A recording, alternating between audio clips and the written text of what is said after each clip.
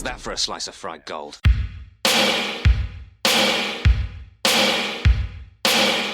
think this is a fucking costume? This is a way of life. I'll be back. There's a flesh wound. I'm not gonna hurt you. I'm just gonna bash your brains. Take your sticking paws off me, you damn dirty ape! I'm sorry, Dave. I'm afraid I can't do that. It's alive! It's alive! It's alive! I guess everyone's entitled to one good scare, huh?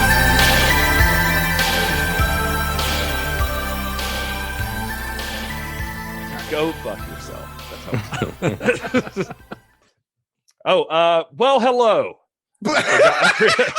I forgot that I do the intro. Well, hello. Were you waiting on someone else to do it? I don't know. I was just gonna be like, oh, what happens next? Never done this before.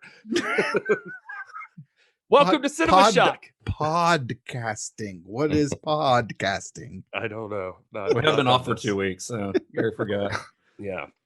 So anyway, this is Cinema Shock. It's what we do here. It's a podcast dedicated to exploring the stories behind your favorite cult and genre films. I am one of your hosts, Gary Horn. Hey, I'm co-host Justin Bishop. To my left here today, Mr. Todd A. Davis. Welcome.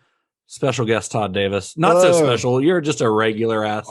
I'm special. I was tested. And yeah, special. But we do have an actual special guest here today, Dan from the Film Trace podcast. Welcome, Dan. Say hello. Hey, what's up, guys? I love being on this podcast. I've been listening for a while now, and we had Gary on for our Nice Guys episode a couple of weeks back. So Film Trace is essentially kind of what you guys do.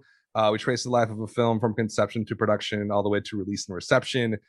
We kind of do it, anything that's new to streaming. So we do a brand new film that's premiering on streaming, and then the next week we do an older film that's having an anniversary that's also available on streaming. So we kind of do deep dives on that. We just finished season 3. That was the Nice Guys episode, the season finale. We're going to start season 4 coming up in a couple of weeks with the Zack Snyder Army of Darkness. So it should be really excited. But thank you for having me on. Really excited. They do seasons. They do seasons, Justin. They do seasons. seasons. It's like they don't work you to the bone. Hey, you know, we do that because, we used to do it weekly. Too much. Couldn't do it. We're like WWE over here. We do not give ourselves a day off. 365 days a year on the road, destroying our bodies for the craft. Mm-hmm. He's more like the NWA over there at Film Trace, where they get, they film a group of episodes and they take a little time off to rest. Yeah, we take a good month off. That's all we need. So Gary was your finale. That was like your big shebang finale. Yeah, it worked out. I think it worked out really well. The Nice Guy episode, it was a good one. It was. Gary's a great famous. episode. Gary can get people to give him a ride, and like literally, not just hey, let's go. We had looked for a guest for a long time, but then I came across your Black Christmas series, and I was like, I gotta get one of you guys. And I love that you picked Gary for a movie that he had never seen before. Exactly. Yeah. Well, to be fair, he messaged the show, and I'm just the only person that would talk to him. So I was working. I was working at the time. I was unavailable, or I would have come on. Maybe one day down the line, I'll come on, or maybe both of us, or all three of us will come on if we can all get together. But yeah, I was unavailable. If you play your cards right, I'll come. Yeah, always welcome. Always welcome to Film Trace. I feel like we're a lot dirtier than Film Trace. I felt like I had to be on my P's and Q's when I was on Film Trace. I didn't want to curse. I didn't drink. I told them I was like, this is the most sober I've ever been for a podcast episode. What does that mean to be on your P's and Q's? I don't know. It's just a thing people say. Like on the ball, I guess. Is that another phrase you could use? Politeness and courtesy? No, that's a courtesy's not spelled with a Q. Yeah. You are special, Todd. Let's get on with the show. Love it. I got on like a whole tangent now. Like you're making me look at. I just Googled why is it P's and Q's, because now I was curious, but it is not an easy explanation. So listeners, feel free to go look that up yourself. Just Google it yourself is what you're saying. It goes back to the 19th century somewhere, and then it started getting into all sorts of typesetting and stuff in printing offices, and then I was just like, okay, I kind of, that's enough information to know that that's going to be a boring discussion. So. I zoned out. I zoned out saying it just now. Well, let's move on to this week's film. So this is actually the finale of our Dan O'Bannon series, the Unsung Legacy of Dan O'Bannon. This is our fifth film, I think, sixth film. I don't know. I lost count. But especially because we had to split Alien in half, and it's just I'm all messed up as far as how many episodes we've been doing here. But this is a big one. You know, this is kind of the one we've been working towards. And the thing with Dan O'Bannon, you know, if we've learned one thing through this series, one, Dan O'Bannon's a fascinating character. You know, like he is a difficult man, but he is undeniably a genius in his own way, and very much a visionary. But he's never really had. He's had a tough time up until now getting his true vision on the screen. And the thing with Dan O'Bannon is that he has no qualms about making his feelings known when that happens. If a movie hits the screen and it's not what he intended, we found out about this with Blue Thunder last week, then it's like he will talk shit about anyone else involved if he needs to. So it's kind of ironic that, you know, once he was able to finally sit in the director's chair, it was for a film that he initially didn't want to do, one that he initially was not hired to direct, and one that's actually based on someone else's property. And yet with this film, with the movie we're talking about today, he created one of the most iconic horror movies of all time. And that film, today's subject, is 1985's Return of the Living Dead. In the dark of the night, something strange is going on. The dead have risen from the grave. Mister, there's 100 of those things out there. How many did you say? 100? And now the question is, how do we get them back into the ground?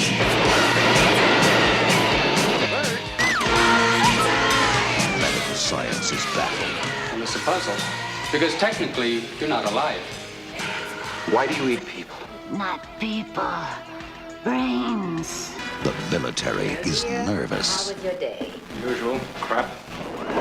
The police are confused. Send more cops. It worked in the movie! Well, it ain't working now. Bring the movie line! It's not a bad question, Bert. It's not a bad question, Bert. It's not a bad question, Bert. The return of the living dead.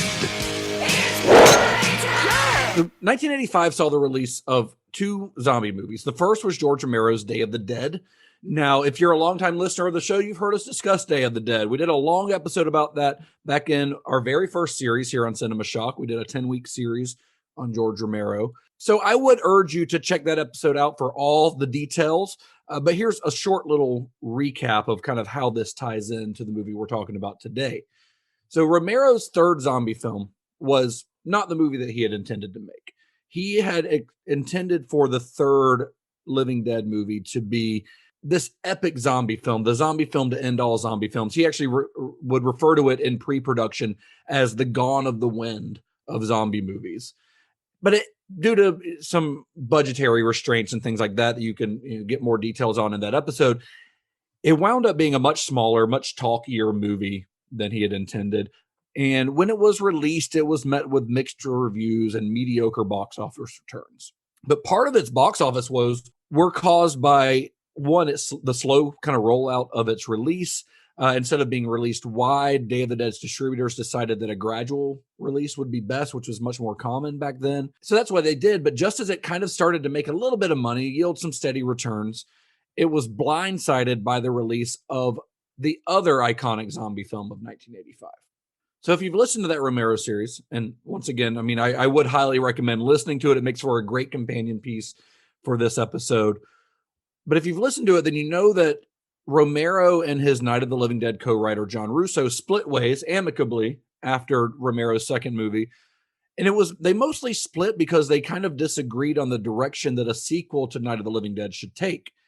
So after this split, during a time when Romero was making stuff like Dawn of the Dead and Creepshow, movies that we all know, Russo kind of split his time between writing some, well-received novels and helping to create some not so well-received movies.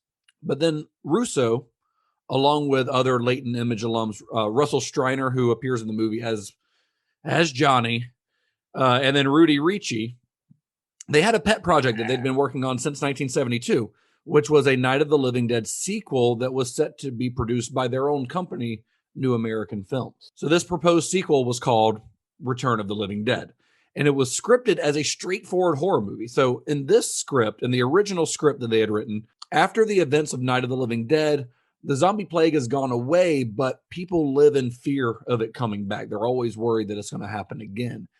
And then when it does come back, like 10 years later, it's set 10 years after the original, it comes back and shit just hits the fan, and we've got another full-on zombie invasion. The Russo, Ricci, and Striner version of Return, it was a lot closer in tone and pace to the original Night of the Living Dead than to any of its sequels. It was somber. It was dark. It actually, tell you how dark it is, it opened with the funeral of a child who had never recovered from a rheumatic fever.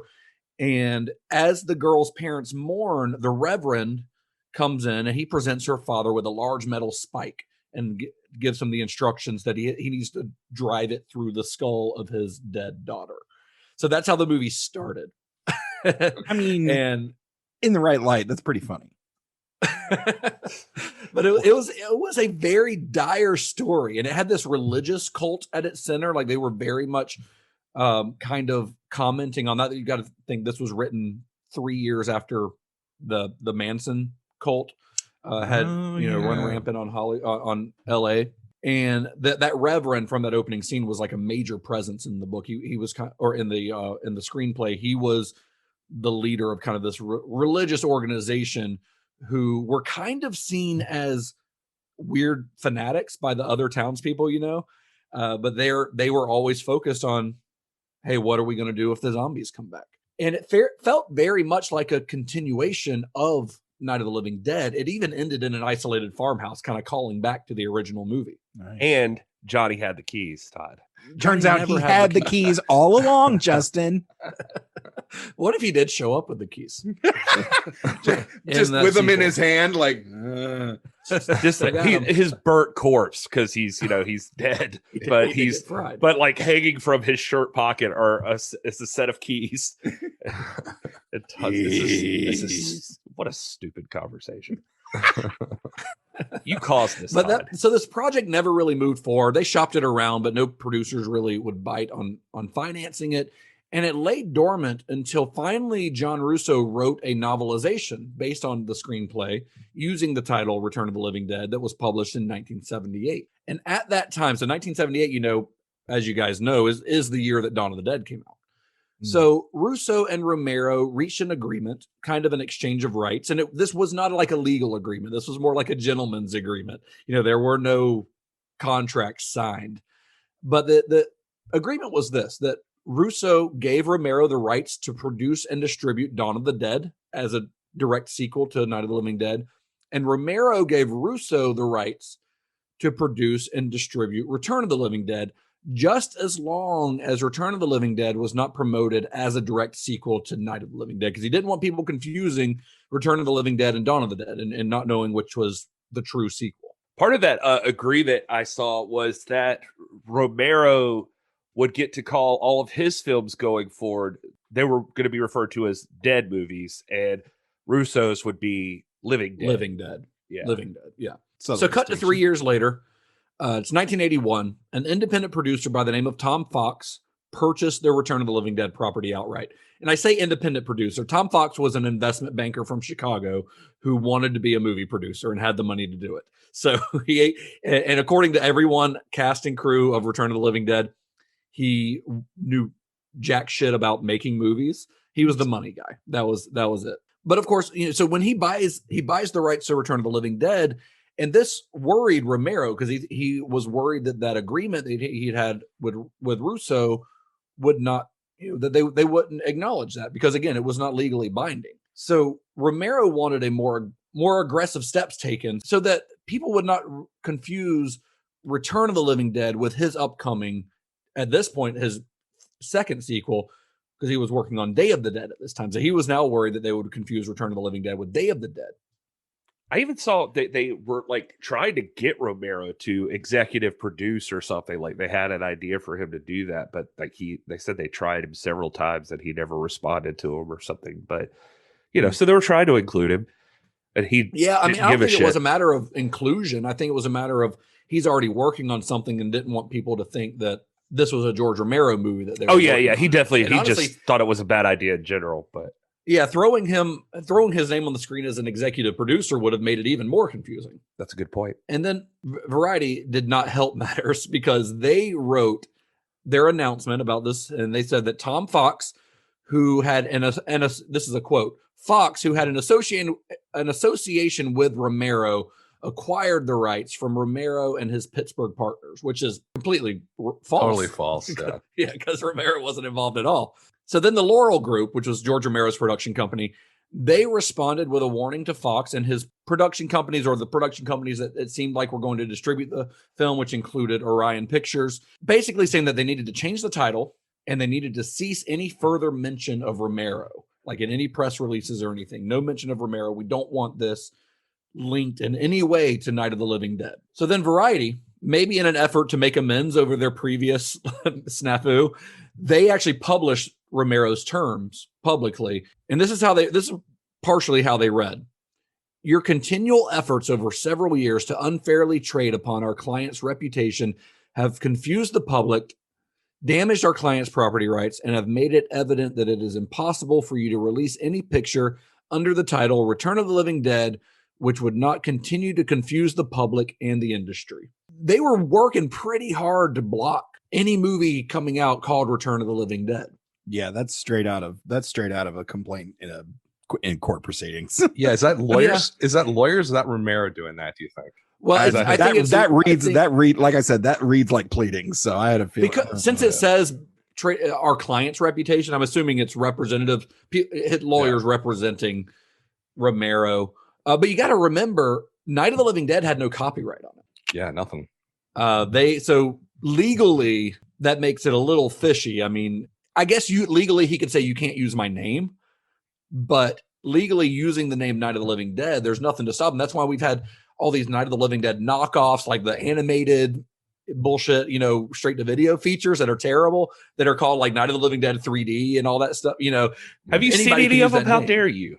I haven't seen them. I don't know. I have seen Night of the Living Dead 3D. I watched it after when we did our Romero series, and it is pretty terrible. Yeah, there's a lot of bad ones. It was a lot of copycats out there. It's awful. Yeah, a lot of them. Very harsh. You used to be able to buy like Night of the Living Dead on like any horror movie set you wanted. It was in all those like and the shittiest of quality. 38 I remember scary movies to wreck your house. I don't know. That was a weird name.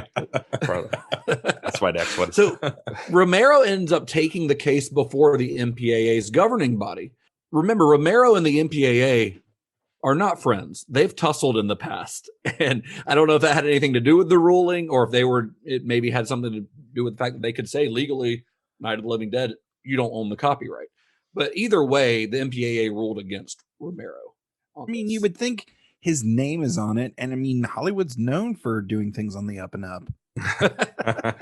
That's just confusing. When did the MPA rule against him? How close is that to when they started production of this? 2 or 3 years. Gotcha. Okay. It was a couple more years. This is 1981, and it was a couple more years, about 1983, before Tom Fox was able to get the project really moving. But about 1983, he starts getting the wheels spinning on the project a little bit, and he hires Tobe Hooper to direct the movie. Wow. So Tobe Hooper gets brought on. He hires Dan O'Bannon to rewrite the script, because remember, the script they have at the time is John Russo and Russell Streiner and Rudy Ricci's script. So they hire Dan O'Bannon to do some rewrites on it, punch it up, and Tobe Hooper's going to direct it. And O'Bannon was kind of reluctant at first to do this. He was quoted as saying, "I didn't want to make that script. I didn't think it was right to intrude so directly on Mr. Romero's turf. It was a serious sequel to Night of the Living Dead," speaking of the original script. And we know this about O'Bannon because we've seen in the past how he, on Dead and Buried, for example, he didn't want to take a writing credit because he felt like he didn't contribute enough to have his name on it. Because he had to fight so hard for his Alien screenwriting credit of his own, that he seems very in tune to like, I don't want to take credit for somebody else's stuff. See, Hollywood, up and up. Hooper initially considered shooting the movie in 3D, which of course was very popular at the time. I think Friday the 13th part 3D and Amityville 3D had all come out around this time, so 3D was kind of the thing people were doing. But then constant delays in production forced Hooper to walk away from the project in favor of a 3-picture deal with Cannon Films, which began with Life Force, which was also based on a screenplay written by Dan O'Bannon. And yes, we are going to get to Life Force very soon. So when Hooper left, Dan O'Bannon was offered the director's chair. And he accepted on the condition that he could rewrite it radically enough to differentiate it from Romero's movies. And boy, did he rewrite it, because by the time O'Bannon was done with it, pretty much all that remained of Russo's script was the title Return of the Living Dead. And the character of Bert. That's the only character whose name is still there. And he even changed the spelling on that. Because in the original screenplay it was B-E-R-T. He changed it to B-U-R-T. He's like, yeah, I changed every name. That's mine now.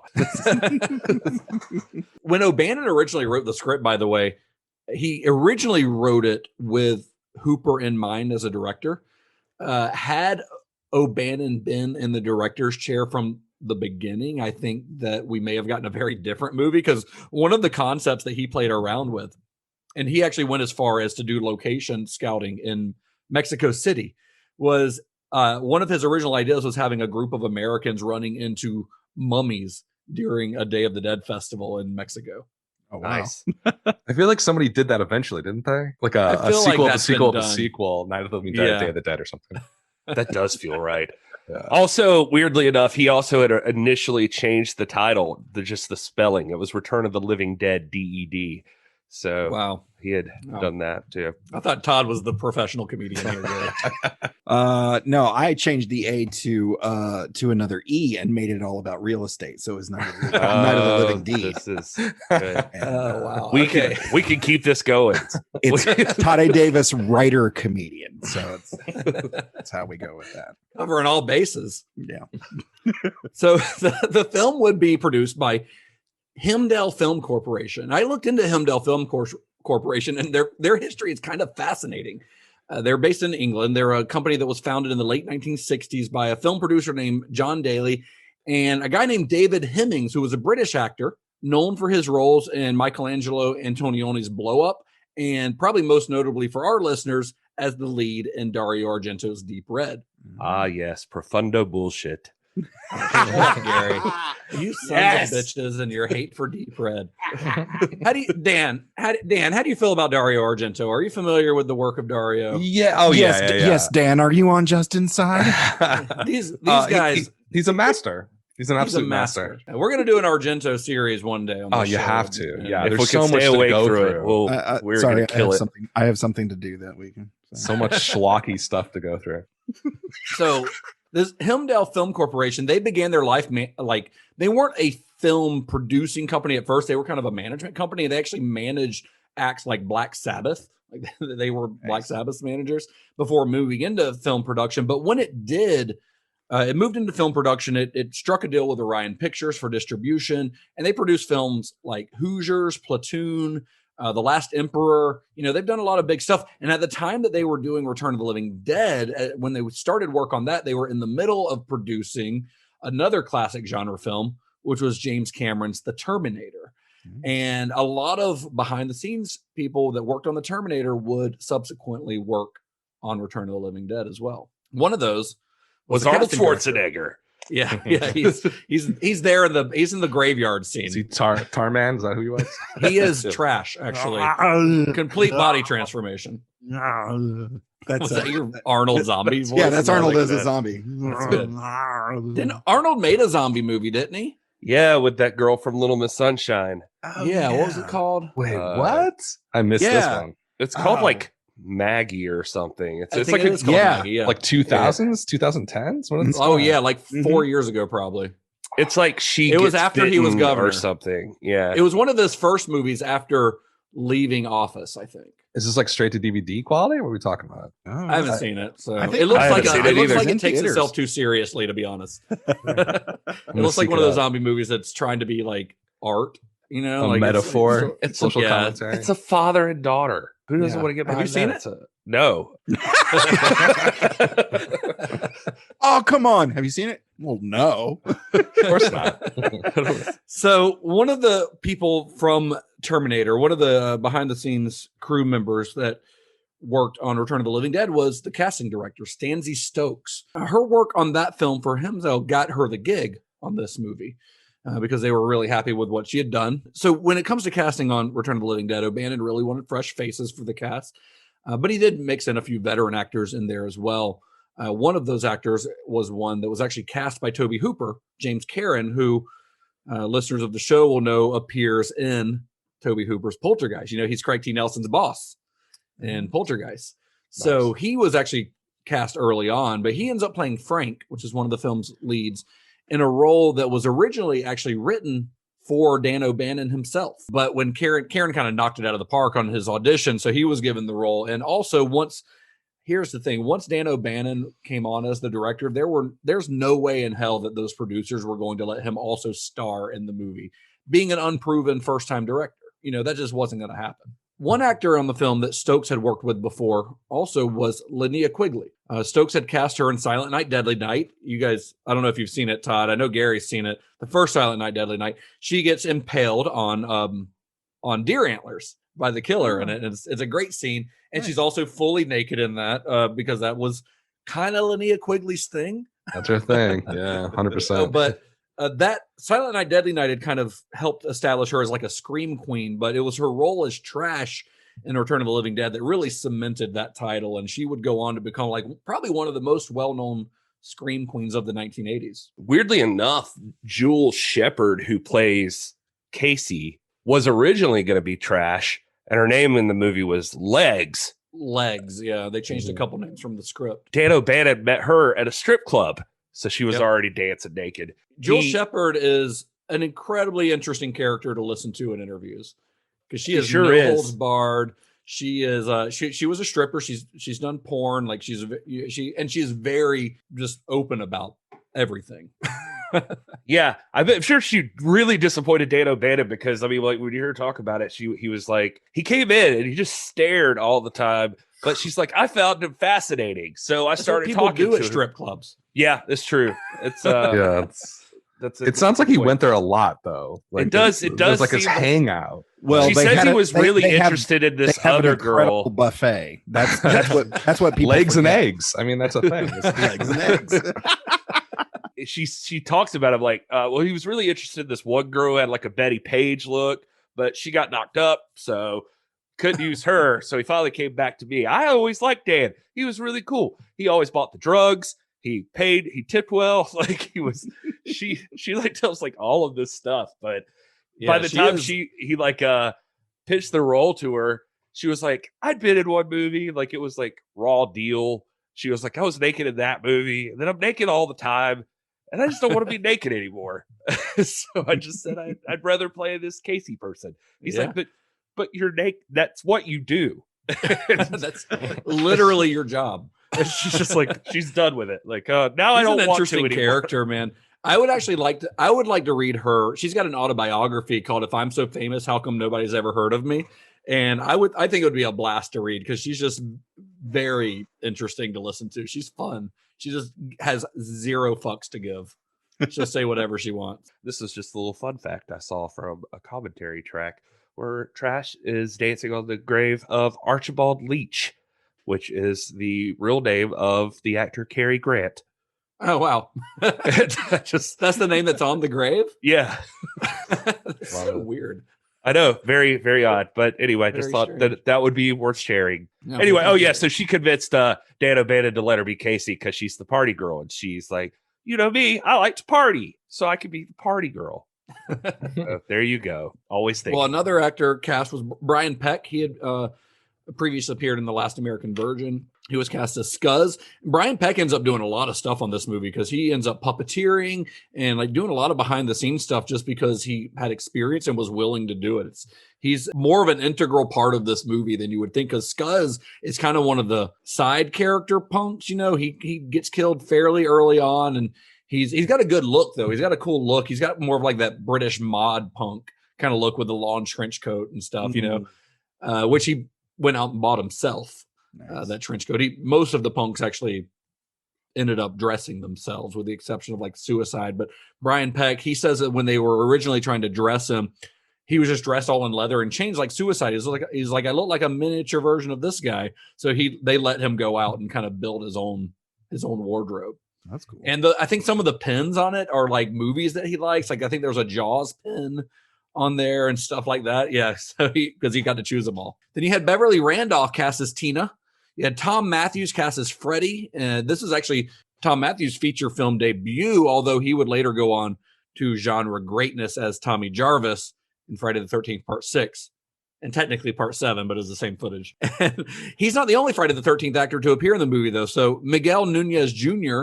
and Mark Venturini, who Spider and Suicide, they were both in Friday the 13th, Part 5, which also came out the same year as Return of the Living Dead. Spider dies on the toilet in that movie. Enchiladas. Spoiler. He's taking a poo, and his girlfriend's singing to him through the outhouse door. Yeah. And they're going like, woo, woo, woo, woo. Woo, It's a classic woo, death. woo. They're just like doing that back and forth to each other. The Jason kills. And one of the worst Friday the 13th movies. It's nearly unwatchable. What fun. It's terrible. Nearly unwatchable but fun. That's the description I would give most of those Friday the 13th sequels. Other key veteran actors, you had Don Calfa as Ernie and Clu Gallagher. Gulliger. Gulliger. As he played Bert. So Gulliger was an actor who'd gotten his start in the 1950s working on Westerns and things like that. He was on several TV shows as a regular before becoming known for roles in films like The Killers and The Last Picture Show as like a character actor. But throughout the 1980s, he became kind of a fixture in low-budget horror movies, starting with this movie. This was his first horror movie, and he was kind of a last-minute hire. I think he got hired like the day before shooting began. Why didn't he kill a zombie by smashing it with a big mallet? Gallagher's known for, Gallagher. right? Is that a Gallagher guy? I see what you're doing there. That's funny. Well, oh, he's available is for anything parties, Gallagher related bar really mitzvahs, funny? corporate events. Oh man, he was like best friends with what's that guy's name? Oh man, now I'm gonna hate myself because I can't remember the name of the actor. It was like a cowboy actor. It was not John Wayne. John Wayne. No, it's not John Wayne. Clint See, I knew Eastwood. that was exactly gonna be Bruce Stern. Viggo Mortensen. God, I hate this. Sam Elliott. But like an old timey one. Howdy doody. Never mind. Doesn't matter. He just seems like a really cool guy. He was like he got his start doing a bunch of stuff. Like he was friends with like Robert Ludlum, who wrote like the Bourne books, and his other friend ended up being this cowboy guy that I can't think of his damn name. He was in Once Upon a Time in Hollywood. I think it was most recently. He's got like one small scene. It's like a cameo. But he did a lot of horror movies after this. In fact, he's in the movie Feast. You know the movie Feast? Which was directed by his son. Well, now you know who else was always on set? Was George Clooney. On the set of this movie? Yeah, because he was best friends and roommates with Tom Matthews, who played Freddy.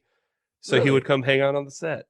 Wow. And I just another little interesting tidbit. Yeah, could have had George Clooney in Return of the Living Dead, but they missed out. He was busy doing the Killer Tomato. He's just busy returning to Horror High. Yeah, Return to Horror High, which is one of the better horror movies of the 80s, but Justin doesn't like it.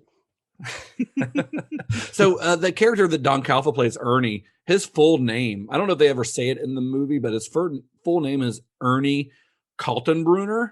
And he's named after a real guy named Ernst Kaltenbrunner, who was a Nazi SS soldier who supervised the gas chambers in Nazi concentration camps. So Dan O'Bannon named him after this guy. This guy was captured by the U.S. after the war and executed by hanging, tried on war crimes. But it's very intentional on Dan O'Bannon's part. And Calfa kind of ran with it when he knew that information. He sneaks in some like German phrases into his dialogue here and there in the movie. And then you also hear Ernie listening to a song on his Walkman called Panzer Rollen in Afrika Vor. If I said that correctly, it's all German, but it's like a Nazi anthem. And then he carries around, I think it's a Walther. I think they were going to give him a Ruger, but it kept getting caught in the holster or something. So he has a Walther. And there's a photo of Eva Braun on the wall of the mortuary. So he's very clearly supposed to be like a Nazi who has come to America and integrated himself into our society, and he's still burning people. Yeah. So it's kind of fucked up. You know who I was thinking of is Buster Keaton. Buster Keaton is who I'm thinking about. What? And I was thinking of cowboy, but it's not a cowboy. Hey, speaking of Nazis, Buster Keaton. Yeah. It just came to me. The famous cowboy actor Buster Keaton. Thinking about Nazis and burning the Jews just made me think of Buster Keaton. Oh my God. Just clicked. Did you guys pick up on the Nazi stuff when you were younger and saw this? Oh, no. I didn't pick up at all. No, and then, but like I went back and saw the notes and stuff. It's like, oh yeah, it's pretty much on the nose the entire time. It's pretty on the nose once you know it, but it's I mean, it's not as far as like him, like it's not like Dr. Strangelove where he does a Nazi salute or anything, but it's pretty, I mean, they're not hiding it, they're just not bringing a lot of attention to it. The question's why though? The question is why, because it doesn't have anything to do, and he's kind of a character you're supposed to like. He's very likable. He's one of the more likable characters in the movie. So I don't know what O'Bannon's intention was, other than he thought it was funny and it entertained him. Listen, say what you want about the Nazis. Oh God, Todd, why are you trying to get us canceled? This our first episode. You're gonna take down 2 shows. Yeah, it's over. Well, another key role in the movie that's often overlooked was played by an actor by the name of Alan Troutman. So Troutman was this very thin actor who was a puppeteer. He was trained as a dancer, and he in the film would don the costume of one of the most iconic zombies in film history, so the Tar Man. And the guy who was responsible for giving us Tar Man was production designer William Stout. So William Stout, before Return of the Living Dead, Stout had done some design work on Conan the Barbarian. He had done storyboards on Raiders of the Lost Ark, on First Blood. O'Bannon had met him and first seen some of his work at parties at Ron Cobb's house.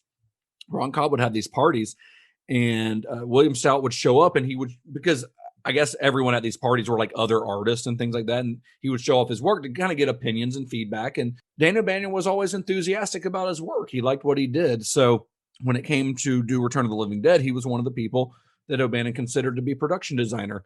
The other one was Bernie Wrightson, who, he had worked with previously because Bernie Wrightson was involved in heavy metal.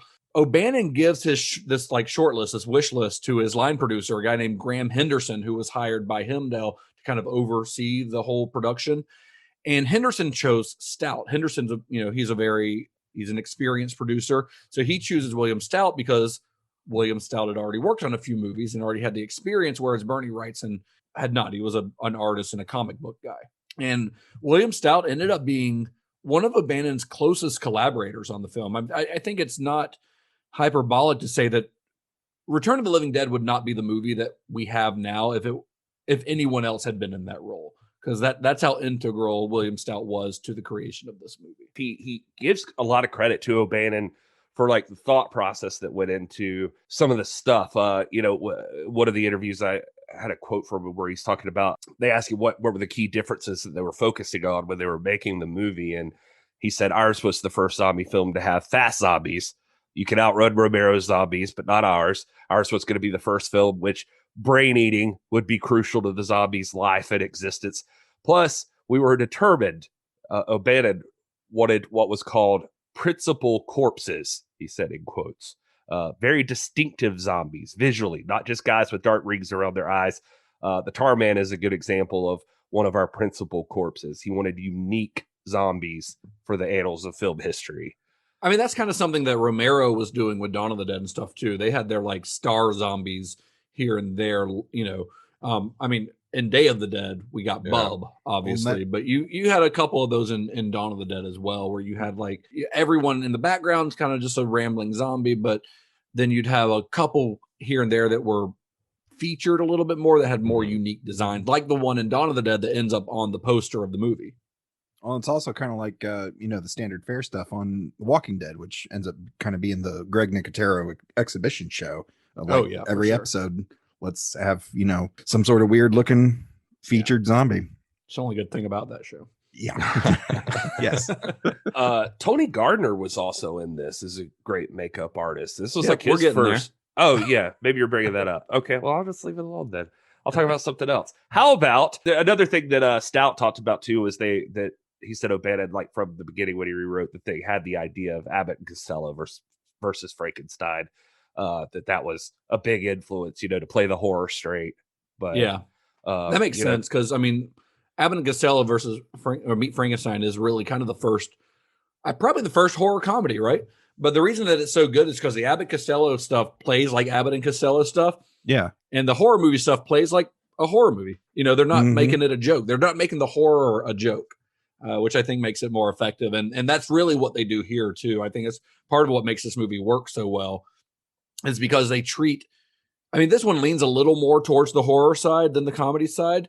There aren't like jokes in this movie. Not really. There's not like jokey dialogue or anything, but it's situational funny stuff. In fact, a lot of the cast had no idea that they were making a comedy. Yeah. Clu Gulager had no idea that they were doing a comedy. And even on set, like it was hard to tell what Dan O'Bannon's intention was for tone. James Cameron was one of the guys who kind of knew what was going on, but the younger people were like, "What? I'm going to play it straight." Essentially, is what they're going to do. But Cameron obviously over the top. He's fully playing, like leaning into it. Oh yeah, he's having a blast. He's my favorite to watch in this movie. He's my favorite character to watch in this because he's just all in. Like he's going over the top in a way that he would. Because if you've seen him as an actor, you've seen other instances where he's fairly subdued, but in this, he's leaning into the camp side of that character. Well, that's kind of one of the old rules of comedy. It's like the more serious you take it, the funnier it is. So if that's kind of your plan, just don't tell your actors.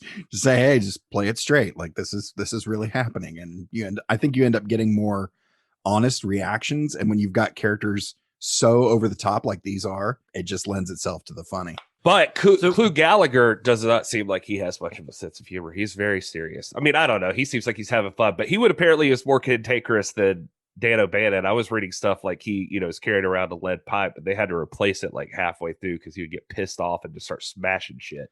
Well, no, I don't think it was. I don't think he was actually smashing anything. I think it was him and Dan O'Bannon clashed on set so much that Dan O'Bannon had them replace it with he was just a rubber pipe because he was afraid that Clu was going to hit him. Because it wasn't like Clu Gallagher was running around and smashing the set. It was that him and Dan O'Bannon seemed to hate each other on the set, and he threw like a can at Dan O'Bannon's head at one point. So yeah, he had it replaced because he thought that the next thing thrown at him would be a iron pipe. So he thought it might be a good idea to replace it with a rubber pipe. And they just told Clu that they had misplaced the actual iron one. Besides that live stuff, I mean, that's the kind of stuff that's interesting about Clu too, because he just seems like he's led quite a life and does not suffer fools. And he's also just he's a wild man. Like I watched a panel discussion about this movie where they're all there and they were asking him like, hey, did you do where the tar man, you hit him with the bat, knocked his head off? Was that all done in one take? Like, how'd that work? And he was like, yeah, that was done in one take. It was a little person inside the tar man suit, and there was a head on top of his head. And Dan was like, he's going to come at you, and you got to swing this thing, and you got to nail the fake head and knock it off. Do you think you could do that? And he was like, yeah, I can do that. He said, as it happened, he was like, I don't know if I can do this. He's like, so I did not hit the actual person inside. Not kill the actual little person inside the costume. And he said it worked. He was like, but he said literally, he said, yeah, but I don't really know, but I did it. I probably shouldn't have done that though. Well, one decision that Dan O'Bannon made that would be pivotal to the film was that he had all the actors rehearse. He set aside 2 weeks of rehearsals before filming began, and they would go through the entire script like repeatedly in sequence, like they're doing a live play. Like he would have their marks taped out on the ground. They were like in a warehouse, and they were essentially doing Return of the Living Dead as like a play over and over again for 2 weeks, just kind of to build chemistry between the actors. And it's probably another reason that Clu did not feel as welcome on set is because he was hired so late in the process, and that affected how he interacted with everyone else on set. Everyone else had spent 2 weeks living this movie, as these characters before shooting began. James Cameron would later say, he said, quote, "It helped everybody and we all got to know each other. By the time we were shooting, we all had ideas about how to turn others onto interesting things, meaning that, they were able to really live in these characters and bounce ideas off each other about the characters and things like that, which I think you can feel that in the movie. I think there's all these kids, they feel like they're really friends, and some of them give shit to each other all the time, but it feels like a real group of friends who would act that way. When you make a war film, you send all your actors to boot camp. If you're making a football movie, you have them do two-a-days for a week. If you're doing a space movie, you just shoot them off in a SpaceX rocket. Exactly. That's how you do it. That's how movies work. Yep. Don Calfa has a great story about playing Ernie, where he says like O'Bannon would, when they were doing the rehearsals, if he didn't like something, he would get mad, but then he would just like take over your character and would like jump into it, and he knew all of the parts really well, so he would act it out. So he said before he even really got to his stuff with Ernie, he was watching O'Bannon with, I forget who else. He said he watched him play the role of Ernie, and he was just sitting back and just like watching him, and he said, well, you know what I'm going to do? I'm going to do an impersonation of Dan O'Bannon doing Ernie when I go in the rehearsal. So he said he did it the first time he was in front of O'Bannon, and O'Bannon was literally like, God damn it, that is perfect. This guy is a genius. That is right on the money. So he plays Ernie as Dan O'Bannon for the whole movie, basically. Yeah. Nice. So the film was shot with a budget of about $4 million beginning in May of 1984. Most of the production took place in an old warehouse. It was like a Harley Davidson warehouse in Burbank. For Resurrection Cemetery, which is where the action really begins, William Stout transformed an old oil grove into a graveyard. They built a foam gateway, that archway, and they filled it with basically every fake tombstone they could get their hands on. Like Dan O'Bannon wanted like just graves everywhere, like way more than you would see in an actual graveyard. They were way too close to each other, but he wanted it to look crowded so that you would believe that there'd be just a lot of potential zombie bodies coming out of that ground, So at one point, the company that Hemdell had hired to manufacture all the film's props and set dressing went bankrupt, and they couldn't get the stuff for Return of the Living Dead that they had already paid this company to manufacture. It was stored at this place's facility, and they weren't able to get it. So William Stout had his art director and his set director go to this place in the middle of the night and climb over a chain link fence and break in and take their stuff that they're like, hey, we paid for this shit, it's ours. So they had to do a heist. Nice. They had to do a heist and steal their props from this prop production company that had gone out of business. Where's that movie? Yeah, exactly. I'd watch that movie. I was reading a little something too, that like the idea for the morgue, or the lab where the Freddy's coming into work, where they're talking about the skeletons like having perfect teeth, and he's like going through that whole thing. O'Bannon said that came from Alien, that they had skulls on the set of Alien, and they were like perfect and had perfect sets of teeth, and they looked real. And he was just like, where do these come from? They're like, he said that somebody there told him, it was like, oh, you get them from India. Like they're just like, they're real, and they just do it for like medical stuff or movie props or whatever. And you can order them however you want to or something. And he's just like, that is so fucked. And yeah, so, I mean, we talked about that during Poltergeist, that they used real skeletons in the pool scene at the end. And that's where everyone thinks the Poltergeist curse comes from. But it's like, no, like human skeletons are used in movies a lot. It's cheaper to buy a human skeleton than it is to like carve and mold a human skeleton from scratch. So he said right after this movie came out that he saw a news story about that company that sold them all in India getting shut down. Like the government was stepping in on like not selling human bodies this way or something like that. He was like, I don't know if this movie had anything to do with that, but the timing was really weird. So within the first few weeks of filming, the production hit another issue. William Munns, who was the film's makeup and effects designer, him and O'Bannon clashed a lot.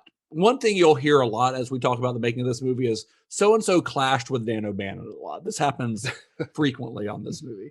But according to Munns, the reason that they clashed was because O'Bannon would kind of micromanage even the smallest of details. I mean, O'Bannon, he came from that USC film school, auteur-driven filmmaking style where he thought that the director had to have his hand in every little thing.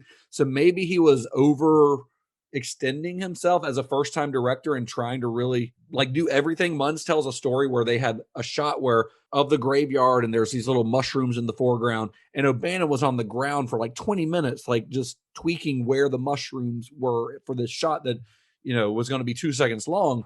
If things weren't right, if things weren't the way that Dan O'Bannon thought they were, his temper would, you know, that's another thing we've learned about O'Bannon. The dude's got a temper. According to Munns, quote, his attitude was explode in rage first and then listen to an explanation later. So they did not get along. And I don't think they ever got along, even after this. Like if you hear even more modern interviews from William Munns, like he does not like Dan O'Bannon and did not like his experience making this movie. So one of the things that drew criticism from O'Bannon was the animatronic skeleton that Munns created that pops out of the ground. You know, it's an iconic moment in the movie. It pops out of the ground, and then Grave 45, the Party Time song kicks in. O'Bannon didn't like the look of it. And William Stout, who had, of course, painted the original design, that was his thing. They called it the first corpse, is what they referred to that skeleton as. He had created this, and it looked like a skeleton popping out of the ground. But Stout wasn't happy with it either. He said that Munns did not put, this is a quote from William Stout, Munns did not put himself into the story we were creating. He didn't make it real for himself. How can you explain having a corpse burst out of the ground and not having any dirt on his face? So that was their problem with it, was that it comes out looking like a clean skeleton. You're not taking it seriously. I guess O'Bannon was okay with it he uses it twice in the movie because it's at the very end of the movie as well. Yeah.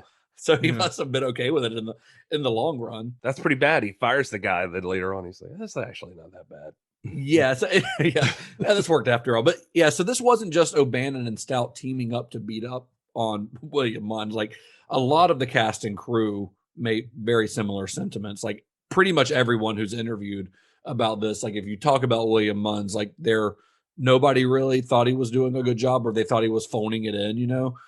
But we also know that O'Bannon was not easy to work with, and he was, even previous to this, known for kind of flying into a rage at the drop of a hat. I think probably it was in my opinion, I think what you have here is a clash of personalities. You've got two guys who just are different enough to where they're never going to get along. And I think that's really probably what happened. Although, you know, William Stout, maybe he's just being loyal to O'Bannon and things he says about William Munns, but it was not a great situation for anyone involved. No. And it was too much for the production to bear. So William Munns is let go. And in his place, a guy named Tony Gardner was brought in at the suggestion of Brian Peck, the actor who plays Scuzz. Actually, they'd worked together on a previous project. And Gardner gets brought in. And his main role when he first arrives is to design the half corpse that Ernie interrogates in the movie. You know, the woman corpse on the table.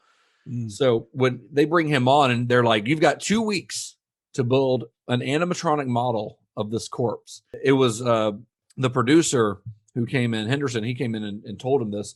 And it was kind of like saying it in a way where like, hey, if you don't get this right, you don't have the job. And Tony Gardner says it, you know, he was kind of a dick to him when he said that, but it sort of motivated him. He kind of realized later on that that's why he was kind of being a dick to him, was to motivate him to do this quickly. So he did. He built it in 2 weeks. They built this puppet. And when it came time to actually shoot the scene, Brian Peck, once again, comes to the rescue, and he steps in, and he's a puppeteer. He's actually controlling the mouth of that on set and speaking the dialogue on set. Of course, they replaced the dialogue with an actress later, an actress by the name of Cherry Davis did the actual dialogue that we hear in the film. But yeah, Brian Peck, who plays Scuzz, is essentially performing as the half woman corpse puppet. That half woman's so hot. Is she?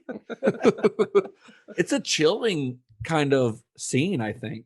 You know, well, she talks about the pain, right? Oh, so that's yeah, why they eat brains. Yeah, and her delivery on that, the way that she says the pain, you know, like it's really sad, and it also gives you an insight into the zombies in a way that had never been done in these movies before. Like, gives them a reason, like why are they doing this?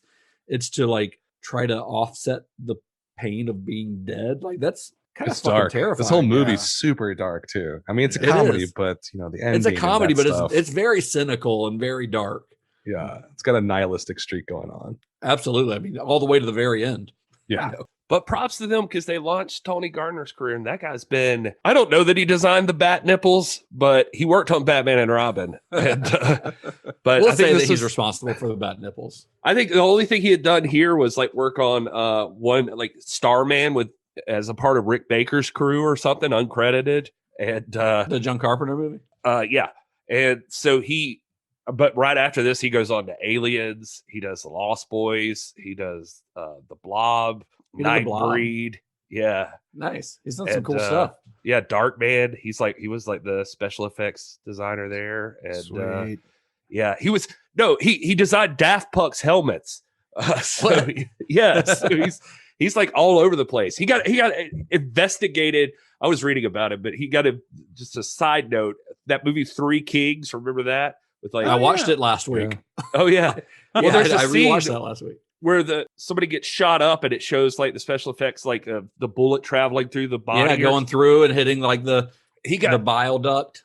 Yeah, the Arizona State Police like investigated him because they had been convinced that there was like this homeless person missing or something, and they thought he had used an actual human body to like film that scene. Oh, wow. So Tony Gardner's seen some shit, man, but it all started right here on Return of the Living Dead. So another new addition to the crew around this time was a special effects artist by the name of Kenny Myers. Kenny Myers had worked with Roger Corman and Charles Band on kind of low-budget horror movies before moving into more mainstream stuff, and he would later do the Back to the Future sequels. Yeah. After this, parts 2 and 3, he did the first Austin Powers movie. Nice. Todd, he also did Star Trek 5 and 6. Very cool. Are subsequently the worst and one of the best of the original crew movies. There it is. Yeah, no, that's cool, man. That's there's your Star Trek reference for this episode. Always got to get one in. Yeah. Everyone's connected to Star Trek or Roger Corman at some point on these shows, and Exactly. this guy happens to be connected to both. Nice. So this guy, Kenny Myers, he's the guy who's in charge of prepping the Tarman shoot, the Tarman suit for shooting. And by prepping, I mean that he had to take the pieces of it that he had found in a box where William Munns had left them. And it was totally unassembled, just a bunch of pieces in a box. And they had to shoot it in like 2 days. So according to Myers, he said, quote, "I had to make it functional. The jaw was not properly built. The eyes sucked. The suit was not assembled. It was really a heap of crap in a box." So he had to take what William Munns had just been like, well, they fired me. Fuck it. I'm just going to throw this in a box somewhere, and had to essentially finish it and make it wearable and screen ready. Wow. Yeah, the stuff that's dripping off of him is like they call it like Methocel or something, I think was the name of it. And it's the stuff that they use. And this maybe this, I didn't think about it till now, but this could be a Gardner thing because it's like a thickening agent they use in milkshakes, but it's also what they use to make the Blob later in the remake. Oh, nice. It's also what brings all the boys to the yard. What kind of thick? I mean, milkshakes are made with ice cream and milk and some sort of apparently syrup, this. maybe. Yeah. And apparently this, I don't know. I Maybe read like it it's on the probably like what internet, they so use- I know it's true. It says the thickening agent used in milkshakes. It's probably like what they use at milkshakes at like McDonald's and places like that, you know. Yeah. Not like an actual milkshake. Anyway, that's weird though. For the fact that he 2 days before shooting had essentially an unusable version of Tarman, and he was able to make what is it's probably my favorite movie zombie, is impressive. I mean, because the Tarman is outstanding. And part of that is Troutman's performance. Like he moves in a way, I think it may have been Kenny Myers who said it, or maybe William Stout, who they were describing his performance as Tarman. And they said like he moves like he doesn't have any bones, like he doesn't have any joints. He just moves in this weird way that only a dancer could. And the way that he shambles is super weird, but creepy, like really creepy. I love that Tarman design so much. It's just the coolest zombie design to me. Yeah, I mean, it's the iconic zombie, I think, in the movie. Would you guys agree? I mean, I would agree with that. I mean, I think probably the most like recognizable zombies from movies. You've got Tarman up there and you've got Bub up there. And I think that's pretty much it as far as like super recognizable, iconic zombies. I mean, obviously a lot of them have moments, but Tarman's in this a good bit, compared to the other zombies in this. And he really is, like Gary said earlier, they were trying to create like an iconic, recognizable zombie, and they hit the nail on the head with Tarman, I think. Yeah, he that guy is just he's a natural for these kind of things. Like I think Troutman like goes on to do. I think he's in like Muppet stuff a lot. I think he was in Dinosaurs. He does a lot of Muppet stuff. The show Dinosaurs. Just all kinds of things where you need to move like a weirdo. Yeah, he goes to work for Jim Henson Company after this, and which, if you're a puppeteer, I would imagine is like the goal. If you're a professional puppeteer, that's who else would you want to work for but Jim Henson? Yeah. So there was one other effect that William Munns had created before his dismissal, and that was the I can't remember who referred to it as. Somebody along on the production referred to it as the privacy prosthetic that Linnea Quigley wears in her graveyard dance scene, that famous graveyard dance scene. Graham Henderson had told Dan O'Bannon, he's like, we can't show her pubes in the scene. Dan O'Bannon was adamant that she was going to be fully naked, full frontal nudity, but they're like, we can't just have her dancing full frontal with her pubes like right there on the screen. So Dan O'Bannon's like, okay, Linnea, can you just shave your pubes? And so she did. And then they went to shoot, and Graham Henderson goes, he like flips out. He's like, Jesus Christ, Dan, we can't show her like that. Now you can see everything. So O'Bannon had a essentially like a codpiece kind of thing designed and manufactured to cover her up, and William Munns had to create that. So she is wearing underwear essentially in that scene. It's just flesh colored, and it gives her a weird Barbie doll crotch. It's very bizarre. It does not look very right. strange. It's very strange. Hey Todd, why can't Barbie ever get pregnant? I don't know. Why can't Barbie ever get pregnant? Because Ken comes in a different box. I don't get it. Anyway. Wow. Thanks, Gary. You're welcome. I like that you just had that joke in your back pocket. I know. It was just there, ready to go. You triggered something in my brain that reminded me of that. This sounds like a joke you learned from Gary Sr. It really does. That sounds like a Gary Sr. joke. It 100% is likely something he told me at some point. Well, there's a lot of pressure on Dan O'Bannon to kind of nail this movie. I mean, pressure that was put on himself by himself mostly. Wait a minute. See, like, no, you're just I'm sorry to cut you off, but you're just gonna like dance right past the Linnea Quigley. Like, we're just not gonna spend any time on this talking about. Tell me this was a life changing moment for you as a child. Seeing Linnea on. Yeah. I mean, yeah. Did you guys first see this on TV or like video rental? Because I saw it on TV. I think I first saw it on VHS. Okay. And I was probably about 15 or 16 when I first saw this, because that was around the time that I was going to the video store and renting like every horror movie I could find. And the VHS of Return of the Living Dead is rad. I mean, that cover is still amazing, with the punk rock skeletons around a grave. Mm. So I would rent things based on the box art, as we all did at the time. And so I was at the perfect age at like 15 or 16 to watch this, and it just like rocked my world seeing her dance on top of that. I thought you were going to say, and you were rock hard. I mean, I probably was. Let's be honest. listen, we woke around here, but we got to be honest about some things. This is an important, iconic scene in movie history. Yeah, this is a sexual awakening for many young men. Do you think it was written that way, or do you think that Dan O'Bannon was like? I think Dan O'Bannon's a little bit pervy, to be honest. It seems that way. I think he legitimately was like, I want a naked woman dancing on a grave. And he went for the other girl from the strip club. That's probably why he was at that strip club. It was like, just got to find the right one. And or maybe he was at the strip club and got the idea, like, this is fun to watch. That's true. Maybe we should maybe we should put it in the movie. Hey, it turns out strip clubs are kind of fun. So yeah, I don't know, but and Linnea Quigley is really fun in this movie, to be honest. Like her her like monotone delivery of everything, I think, is really, really great. She's got a great look with that like weird, like bright red flat top wig on. I don't know. It's just, and then when she shows up later as the zombie version, that's wonderful. Some reason she gets all warped and gets like a thick neck and weird face. Yeah, it looks like she's an alien. Looks like she's a vampire from Buffy the Vampire Slayer. That's a good point. Yeah.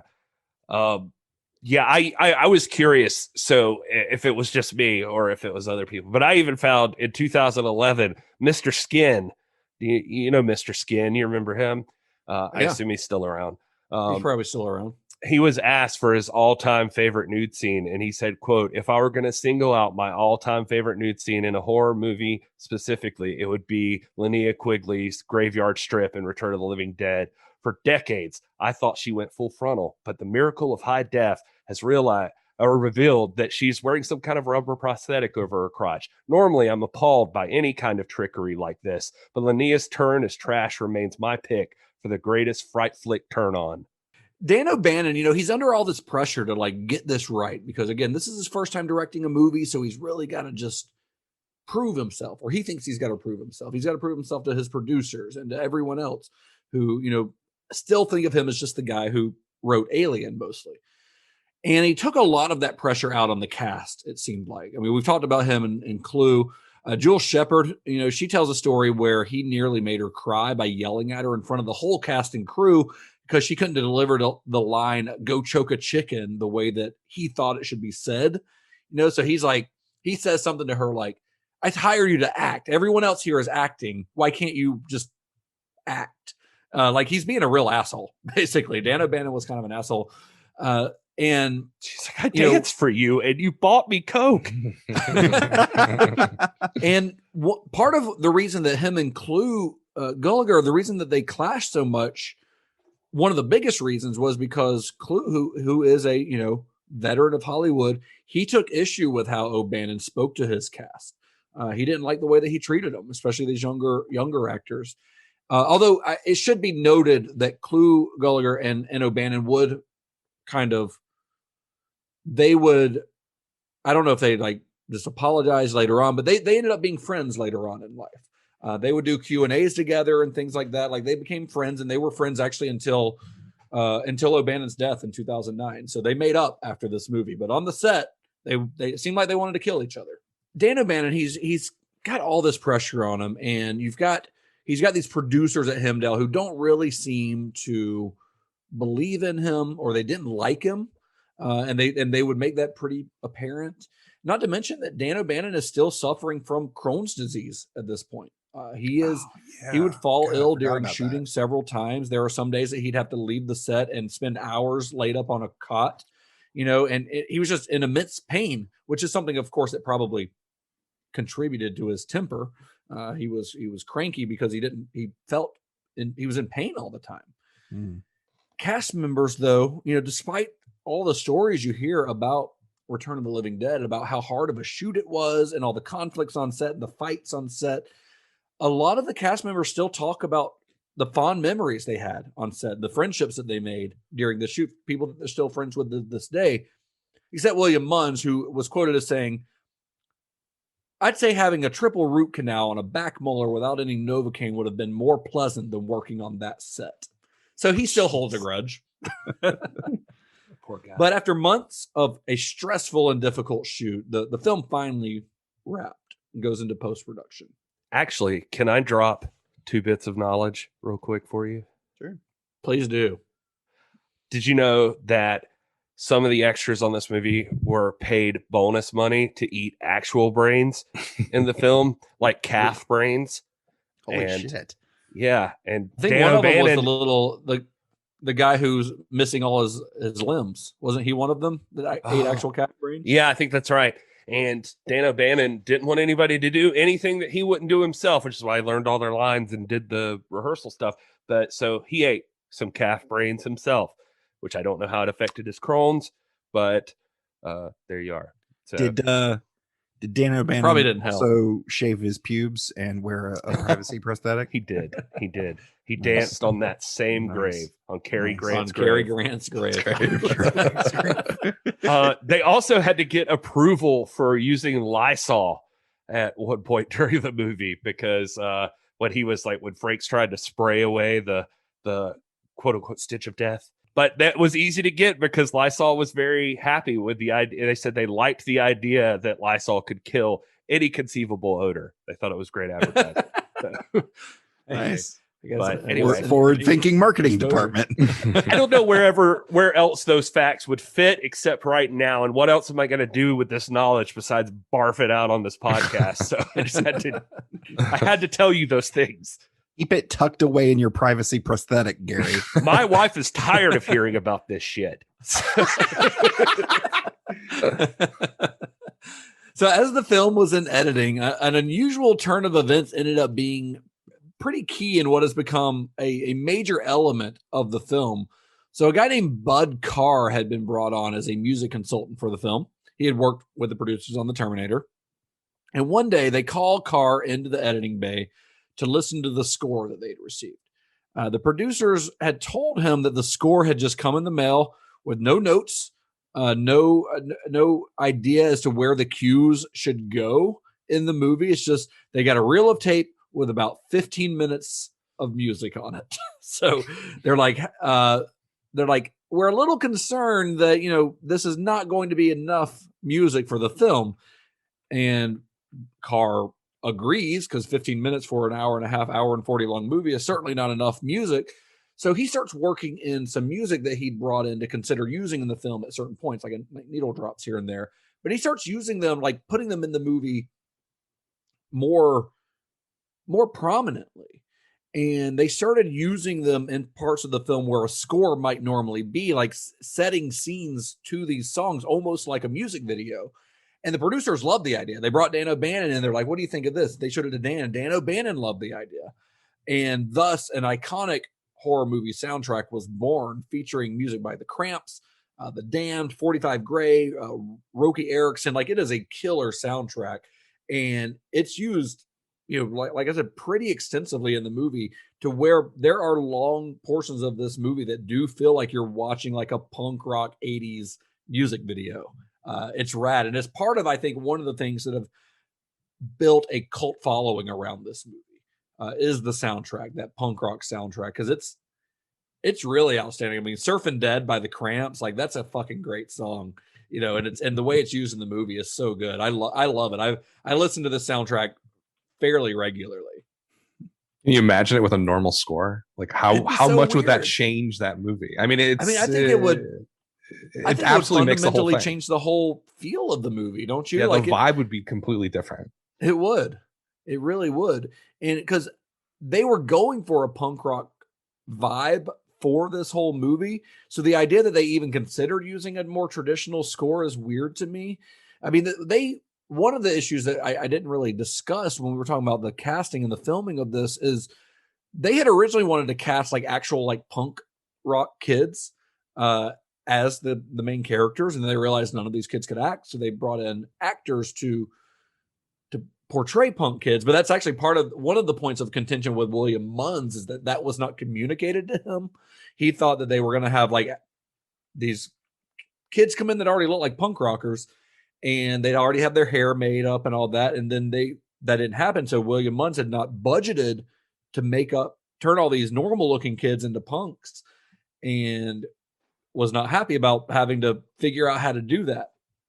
So they ended up sending the kids to a hairdresser in Los Angeles that was like a legit punk hairdresser with like a 3-foot mohawk, and they got all their hair done like Suicide's weird geometric shape shaved into his head and stuff, which is cool, except for the fact that they didn't have anyone on set to touch it up. And you shave somebody's head, it's gonna have stubble the next day and longer stubble the next day. So they had to this is all stuff that they had not worked into the schedule or the budget that they had to then figure out. So same thing with like Scuzz having to create his own wardrobe and stuff, it all kind of, a lot of these issues on the film honestly seem to stem from Dan O'Bannon not being very good at communicating. to his crew. But So I can't imagine this movie with any other kind of music in it. Yeah, the music's actually a huge part of it. And then the actual score, like like if you look on IMDb, it doesn't even list his name, I don't think, but a guy named Matt Clifford worked on this, and he's like listed in the soundtracks and stuff like that. But for the actual score stuff, and this is the only movie he ever did, but he's like Mick Jagger's buddy, and like frequently plays like keyboard for like Rolling Stones stuff, and like collaborates with Mick on writing songs and stuff like that. But he was the composer for this film. And that's also a weird thing. I could not find like why. Like he just I mean, and maybe it's so weird that maybe his inexperience is why they just got a reel of tape in and with no cues, because he had never done a movie score before and didn't know that that's something you're supposed to do. Maybe he's just like, I'll just send them some music, they'll figure out where to put it in, you know. Yeah, maybe that's it. That's not really how that works. That's not how scoring a movie works. So Return of the Living Dead was scheduled for release in late 1984, but its date was pushed back to the following spring to allow for a little more time for editing. And then further complications caused it to be pushed back even further. And it was finally released on August 16th, 1985. This is about a month after Romero's Day of the Dead had been released. And as that film was rolling out, like we said, it was a gradual release. But Orion Pictures did a full wide release. Orion was pretty confident in this movie. They did like a full-on wide release, big marketing campaign, and they just went balls to the wall with this movie. And unlike Romero's film, unlike Day of the Dead, Return of the Living Dead ended up being a hit. It made back its budget almost immediately, and it went on to earn over $14 million at the box office, which on a $4 million budget is pretty damn good. Yeah. Critics were on board too. Roger Ebert, we talk about him a lot on the show because he hates horror movies, it seems like. His quote from his Return of the Living Dead review says, "It doesn't make the mistake of Day of the Dead, talking too much. It's kind of a sensation machine made out of the usual ingredients, and the real question is whether it's done with style. It is."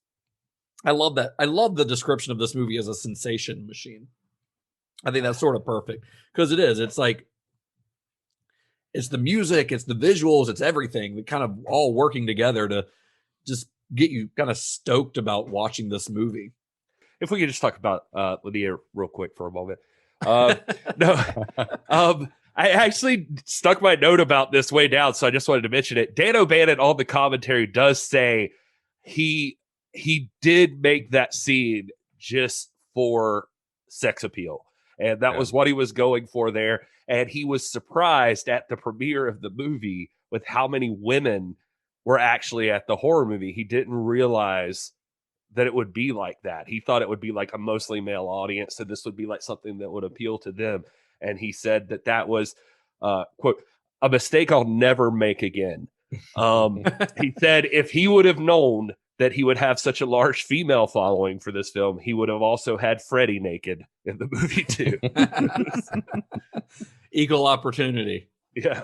It is interesting, like, why it works so well. I mean, because it is a really specific tone and vibe to the whole thing. Why do we think it worked? Is it just magic with everything coming together? Or was there something that we can like pull out that really was different or new or unique? I mean, I think that one thing we mentioned a little bit earlier, but I think part of it is because it does treat it's a comedy, but it's not a comedy in like a jokey way. It's not a parody, which I think is a big part of it. And it's fun and funny while still keeping the horror stuff serious. You know what I mean? It has this breakneck pace to it. Yeah. Like this movie wastes no time getting going because it sets things up before the opening credits even roll. Like it sets up the whole background. One thing I love about this movie is it's kind of the meta quality of it, where it treats Romero's original Night of the Living Dead as a movie in this universe, you know, and it sets all of that up. It gets it out of the way before you even see the title of the movie on screen. You literally see the title of the movie on screen as Freddy and Frank are unleashing the trioxin and starting basically the plot to the whole movie. They get all that exposition out of the way in the first like 3 minutes of the movie. And then the movie never slows down. Like it just hops from one set piece to another. I mean, there are talking scenes, but they're always fun and funny and kind of slapsticky. And it's like this. Here's the thing. The way that I would describe Return of the Living Dead is all killer, no filler. It's just fun. There's no fat on this at all. It's just one giant fun. Sub 41 album. Yeah, Sub 41. Yeah, the script. I mean, O'Bannon had to the script is so tight. It is. And it's like any exposition is done in action.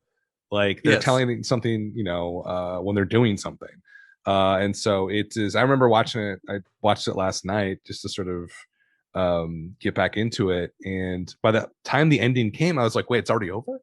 Like it's just like boom, boom, boom, and then it's over. Like that's you just want to go back and watch it again. Yeah, it's a really tight script that only gives you the information you need. It doesn't give you. It gives you just enough information. You don't know really what trioxin is, how it works or anything, because it doesn't fucking matter how it works. They go into it a little bit more in the sequel, which is not great, but they give you a little. They like all sequels tend to do. Like they give you more information than is really necessary because they forget what made the first movie work. And I think that's part of it, though, is that it's just he knew. Just like he did in Alien, honestly, like how much information to give that's enough to set the story in motion without worrying about the details. Like in Alien, you don't know who the company is. You get all that information. You get all the information about Weyland-Yutani in the sequels to Alien. You get all the information about what makes the xenomorph work, like what they're all the bullshit from Prometheus that you don't need to know to enjoy Alien. You got so much anger for because Dan O'Bannon knew that the audience doesn't care. It doesn't matter, I mean, fanfic stuff is fun, but it's fun. It's more fun for the audience to try to work that stuff out in their mind, I think, than to show it on screen. And I think he kind of understood that. Todd. Yes. Did you like this movie? I do like this movie. It's kind of I mean, we said it I think Dan said it earlier. Once you get into it, and then the end credits roll and you're like, oh wow, that was really fast. But it's a tight script. They keep everything, short, sweet, to the point, and we're moving right along. We've got our I think the prosthetics. I mean, we mentioned the iconic the Tar Man. I almost said Oil Man. I was like, that's not it. The Tar Man. That's Daniel Day-Lewis. Yeah. Oddly, and he would say to this Tar Man, "I will drink your milkshake." So, how's that for a movie joke? That's a great movie joke. Wonderful. Well done. I'm proud of us as a group, guys. You got to be a movie nerd for that. Yeah. No, but I think they, necessity is the mother of invention, and with the copyright issues, that kind of sort of set the stage with like, all right, here's some things you're going to have to navigate around. And then the other thing they had to navigate around was their own leader, Dan O'Bannon. So working under those constraints, you got certain performances, not just cast, but like from the crew as well, to create this little slice of a movie that's iconic and so rewatchable. With with a soundtrack to boot, and it's solid. It's solid from beginning to end. It's funny because this movie had so many clashes on set and so much working against it that it pulled through and not only created a movie that works, but that works incredibly well and is still iconic 36 years later or whatever. Yeah, and you have to wonder if those all the things that were working against it ended up working for the movie. Like, what if this had been a smooth shoot? Like, would we have still gotten this movie? Or is that conflict part of what fuels the movie and created the movie that we ended up with? Exactly. Because, like, what if William Munns had not been fired? What would the half corpse lady have ended up looking like if he'd have been the one in charge of it? Or what would Tarman have ended up looking like if Kenny Myers had not had to take over and fix it? Exactly. So those things all work together. By the way, speaking of zombies, real quick, diamonds are made with pressure. Yeah, right. Yeah, that's a good point. That's what Never mind. I don't know. I was gonna make a joke about pooping. No, you know who doesn't give enough love zombie wise though is the yellow nut job at the beginning that comes bursting out of that room. Like that one's always memorable to me too, and you never hear anybody talk about that. So I just wanted to take a moment. But I mean, one thing we didn't say before, cut off.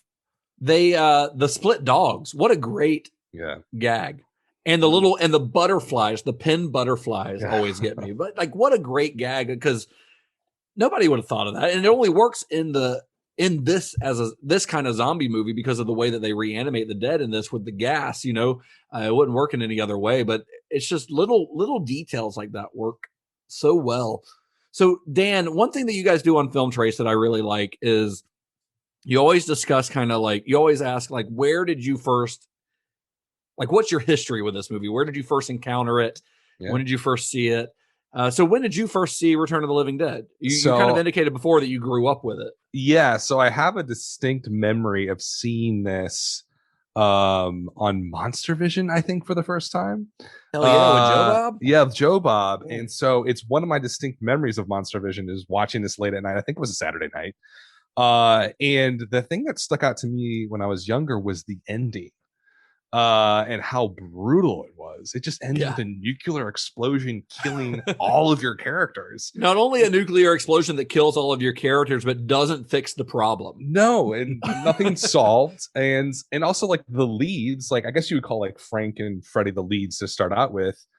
Freddy dies essentially and becomes a zombie, and then Frank burns himself to death. I mean, that's just bizarre. I mean, that's really dark. Which that was James Cameron's idea, by the way.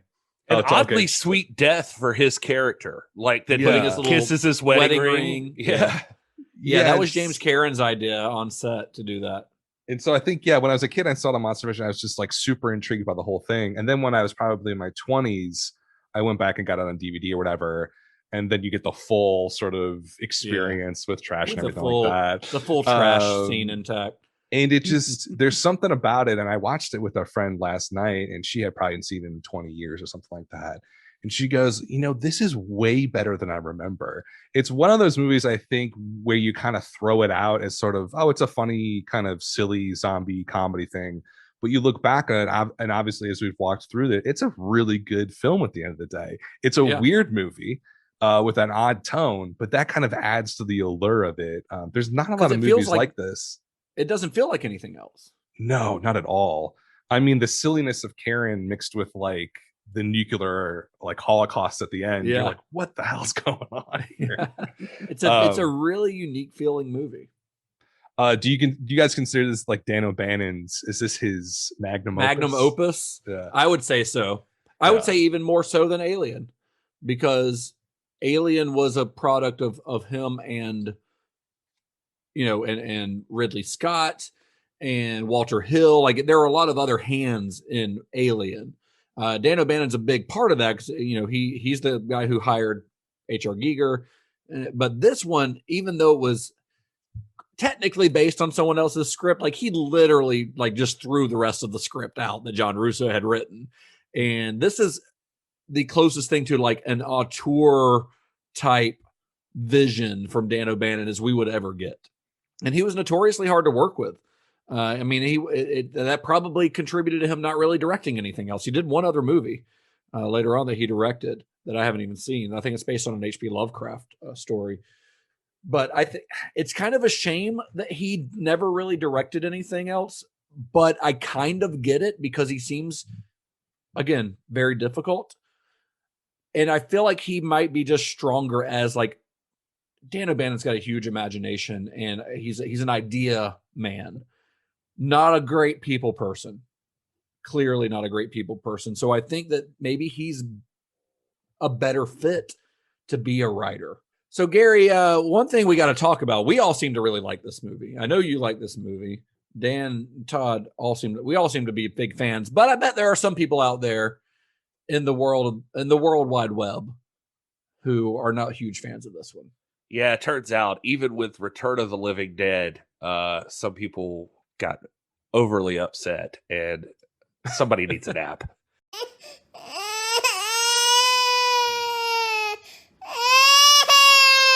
My first review is from Sherry Baker, and she gives it 1 out of 5 stars. She says the title of her review is Garbage.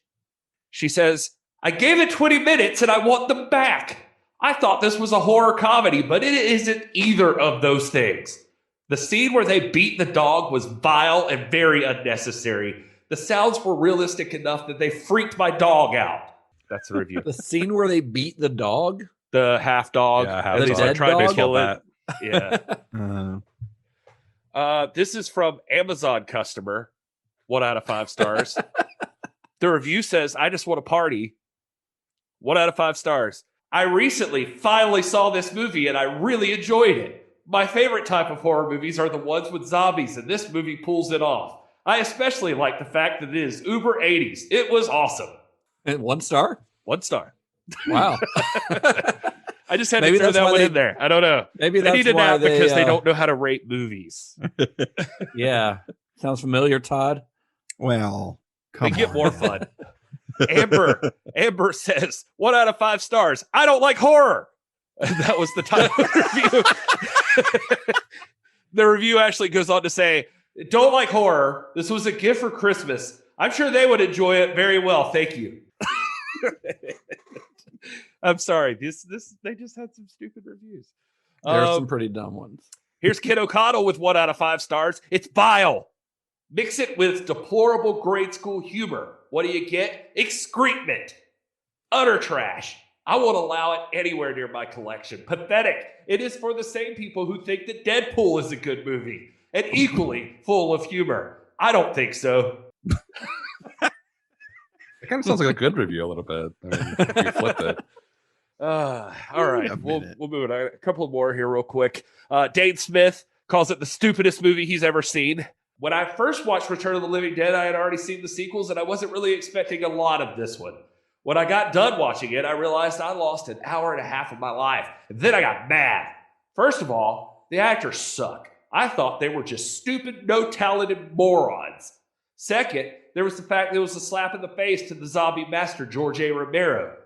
Night of the Living Dead, Dawn of the Dead, Day of the Dead, Land of the Dead. He gives like his whole filmography here. Zombies are supposed to die when they get their head or brain destroyed. And in this one, they completely destroyed the zombie, cut his head off, caught him on fire, and he still came back.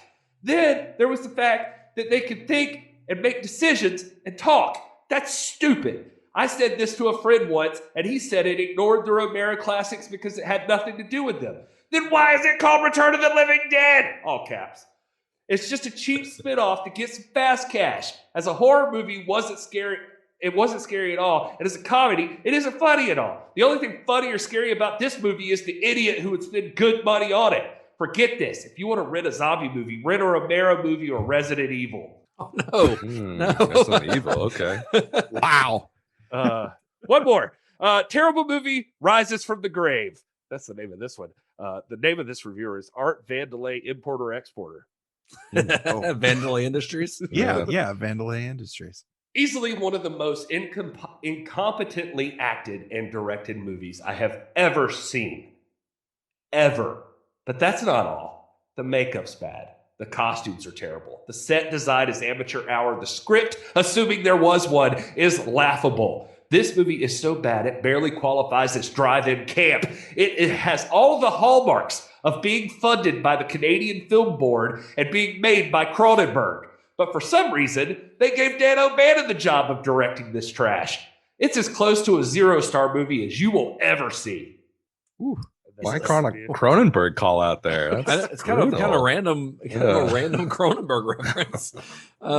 The guy, the one before that is interesting. The second to last review you read, Gary, because they had a big problem with this movie not adhering to the rules of Romero's movies, but that's kind of one of the more interesting things about this movie to me, because in the world of Return of the Living Dead, Romero's movie was based on it. Romero's movie is a movie and is based on actual events that the details were changed for the movie, and I think that's really clever because it allows O'Bannon to kind of establish his own zombie rules. He's not beholden to Romero's rules, so by creating his own rules, what Return of the Living Dead does is it creates new rules that have sort of become as ingrained in the genre as anything that Romero did. You know, Romero's zombies didn't eat brains, they ate flesh, but like a zombie, anytime you see a zombie going brains, like that's indebted to Return of the Living Dead. You know, Romero zombies didn't run, O'Bannon's do. Romero zombies didn't burst from the graves because it was always the recent dead. And this, if they're just a skeleton, they're coming from the grave. You can't kill these zombies by, you know, destroying the brains. Even when they get burned up, the smoke goes up into the clouds. It creates an acid rain that creates more zombies. You know, like these guys are unstoppable. And they can use tools, they can talk. I mean, these are all things that Romero's couldn't do that have become staples of the genre, depending on, you know, which movie you're watching or whatever, but they work together. But the thing is, like, they are completely unstoppable, which does give it a very, like you said earlier, Dan, a very nihilistic tone. Because even the end of the movie, I mean, Romero's movies aren't exactly like happy endings. The end of Night of the Living Dead is pretty fucking nihilistic, but they nuke the entire city of Louisville, Kentucky in this movie. And they do it for no reason at all because it doesn't fix the problem. I mean, that's pretty dark. Yeah. And let's be honest, though, it's not the worst thing they could have done. What's the worst thing they could have done? No, I just mean like Louisville kind of sucks. I don't know if you've ever been there. Louisville's not great. I was just in Louisville. It's actually kind of a cool town. It's all right. I just had to make a jab at Louisville. You know, I thought at first when I was watching love all of our listeners from Louisville, Kentucky, by the way. I thought it played more into Dan O'Bannon's mistrust of authority. That would just be like the military will just come in and like wipe you out, like kind of which we talked about during Blue Thunder. Exactly. But also at the same time, if these assholes would have just called that number in the first place, I wonder if the military would have had to do that. Maybe they could have just contained it to 2 zombies and 2 infected people, and that was all they had to worry about. It was when they cremated the body that they caused all the issues. Well, they're trying to get rid of the evidence, right? They didn't want to call because they're getting in trouble, and then you got to burn the evidence so no one can find out, and then it's that sort creates a bigger issue. It's domino effect. Yeah. So George Romero, understandably, was not happy with the timing of Return of the Living Dead's release. He was quoted as saying, this is a long quote, but I'm going to read it all because it's interesting. I was reviewed 3 times for that film. Entertainment Tonight announced it as George Romero's Return of the Living Dead. Even people in Florida who had been zombies in Day were going to see Return of the Living Dead, and they were calling us up and saying, gee, I didn't see any of the Florida stuff. I hated the way the whole thing went down. It was all dirty pool. I never wanted to get into anything like that again. Jack and I were trying to preserve our friendship during it all, and it got crazy. I think he was screwed as well as everyone else. The film was his in title only. It's a send-up, which is exactly what I worried it would be. That damages your ability to do it straight. I was going to point out, too, that I when I was doing research, I found there's a YouTube clip you can find of Romero from the Mystery Channel where he's hosting like a horror night, and he does the lead-in for Return of the Living Dead, and he talks about it for a minute. He calls it a spoof of one of his movies, but not like... I guess he wouldn't for the show, but he's just kind of like, you know, the next movie's a spoof of one of my movies. It's this and this and this. And he talks about Dan O'Bannon a little bit. And he's like, Dan O'Bannon's a well-respected director in Hollywood and does some amazing things with how he changes, you know, the aspects of some of the stuff we set in motion back with Night. And, you know, so he's like kind of nice about it. Comes around on it later on. But at the time, I think he was a little pissed. Age and perspective. Well, and at the time, I think he thought it was affecting the box office returns of his own movie that was out at the time. Yeah. You know, so he was probably a little salty about it. Mm-hmm. And oddly enough, John Russo still retained the novelization rights to Return of the Living Dead. So he had written the original novel, he had written a screenplay, ended up turning that into a novel called Return of the Living Dead. The rights got bought up by Tom Fox. The script got rewritten by Dan O'Bannon, turned into a movie, and then John Russo writes another novelization based on Dan O'Bannon's script to tie in with the film's release. Wow. It's kind of wild, but it was, of course, it was more based on Dan O'Bannon's original script, so there are some differences. Like Trash's name is Legs, you know. But after the film's success, there was immediate talk of sequels, although Dan O'Bannon was not invited back to direct. Instead, Ken Wiederhorn, director of Shockwaves, was at the helm for Return of the Living Dead Part 2, released in 1988. James Cairn and Tom Matthews are the only returning cast members, although obviously they play different characters.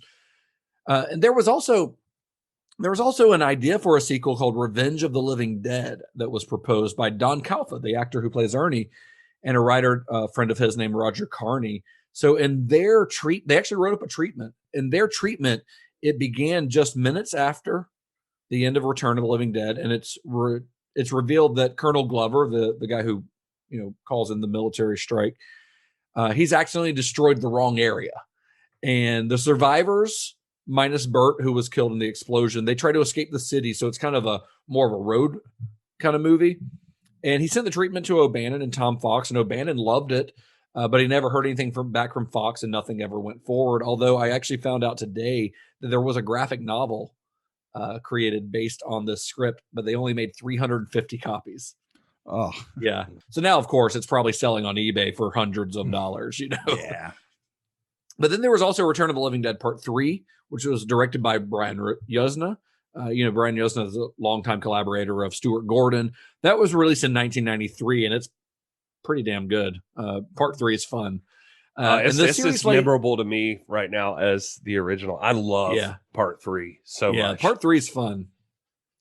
It barely has anything to do with the original one, other than having Treyarch and zombies. But I think the Colonel, it's almost like a superhero movie.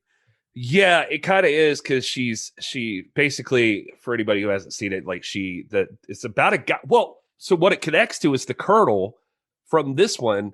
It's his son is dating a girl, and they sneak into the military base where they're doing tests with this stuff. As she gets infected, basically, she starts slowly changing, but she finds out that she could help her addiction to starting to want to eat people and brains by hurting herself. So she will jam nails through her fingers and slowly over the movie, to cause herself pain to not want to change completely. She also turns herself into a badass because she's got spikes coming out of her body and weird shit. Nice. But it's kind of fun. But I think it is the same Colonel from the original one. It's his son in this one. It's pretty fun. So the series lay dormant until 2005, when the 4th and 5th entries were released as Sci-Fi Channel originals. I haven't seen them. They don't look good. I remember when they came out on Sci-Fi. Are they from the director of Eight-Legged Freaks or something? I feel like that's right. And I remember not liking them, but who knows? You know what's weird about this movie too, by the way? I know we've been here for forever talking about it, but as much as we're talking about it, as many people as I think have seen this, Dan even mentioned getting the movie on DVD. This movie wasn't just one of those movies that just came out on DVD. It was, I feel like it had the cult following, and it was very popular in video stores. But I read all about a guy named Michael Allard, who was a fan of this movie, and he's the whole reason this thing even ever moved past VHS, because he, early on in the days of doing this, he created a website and he consolidated every review that had ever been written about this movie and posted them up, started getting in touch with the actors and stuff and doing interviews and putting them all on this website, all dedicated to Return of the Living Dead. He ended up getting in touch with Dan O'Bannon, and he found out who to contact from MGM, who owned the film, and got Dan O'Bannon in touch with them and started working it out. And they saw the popularity and the traffic that this site was getting and stuff. And that's what led to the DVD being released. And if you look at, I forget where it's at, but Dan O'Bannon gives them credit for the only reason this movie stayed alive. And, that's pretty rad. This is still definitely it definitely still has a huge cult following. This movie, do you guys have any ideas for further viewing? If you were to double feature this with something else, what would you do? Well, honestly, to me, one of the things, and I know I typically don't point out the music, but because so much of this watches like a music video, like we mentioned, I would go honestly with something else we've already covered in this series, heavy metal. I think that would be a lot of fun.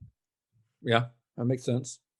I mean, you got to go Shaun of the Dead, right? It's the only other like mainstream zombie comedy. Yeah, it'd be a great back-to-back feature, like a Saturday night at the theater. Oh, sure. Yeah, that would be great. That'd be a great double feature as well. I mean, if you're looking for like fun zombie movies, I would say that new movie that just came out, the One Cut of the Dead. Like that movie's a blast. Yeah, I fucking love that one. And yeah, I mean, I don't know. It just zombie movies. Shaun of the Dead would be the immediate go-to for sure. See, I kind of lean towards another kind of punk rock genre movie, so it makes me think Sid and Nancy.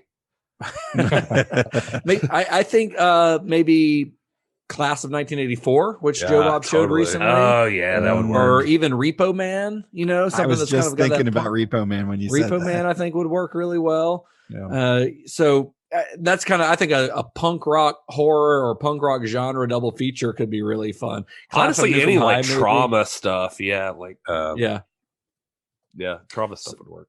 So on December 17th, 2009, Dan O'Bannon sadly passed away at the age of 63 from complications of the Crohn's disease that had plagued him his entire life. At least since back when he made Dark Star nearly 4 decades earlier.